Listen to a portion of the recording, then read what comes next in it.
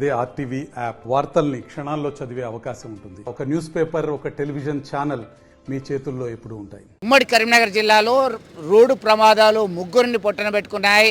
అతివేగము, నిర్లక్ష్యము, నిద్రమబ్బు కారణం ఏదైనా సరే రోజు రోజుకు ప్రమాదాల సంఖ్య పెరగడంతో ఆందోళన వ్యక్తం చేస్తున్నారు. పెద్దపల్లి జిల్లా సుల్తానాబాద్ పట్టణ కేంద్రంలో ఉన్నటువంటి శాస్త్రీనగర్లో ఆగి ఉన్నటువంటి లారీని వేగంగా వచ్చినటువంటి కారు ఢీకొంది.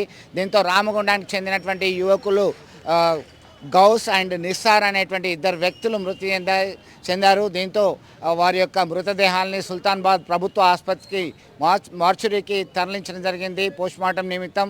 ఈ క్రమంలో సమాచారం అందుకున్నటువంటి బంధువులు ఆసుపత్రికి తరలి వస్తున్నటువంటి పరిస్థితి. అలాగే హుజరాబాద్ ప్రాంతంలో సింగపూర్ దగ్గర బైక్ యాక్సిడెంట్లో మరో యువకుడు మృతి చెందిన ఘటన కలకలం రేపుతుంది. రోడ్డు ప్రమాదాలన్నిటికీ కూడా స్వీయ నియంత్రణ లేకపోవడం, అతివేగము, రోడ్డు సరిగా లేకపోవడం అనేటువంటి కారణాలుగా ఆందోళన వ్యక్తం చేస్తున్నటువంటి పరిస్థితి మనం గమనించవచ్చు. మరిన్ని వీడియోస్ కోసం ఛానల్ ని సబ్స్క్రైబ్ చేయండి. లేటెస్ట్ అప్డేట్స్ కోసం వాట్సాప్ ఛానల్ ని ఫాలో చేయండి.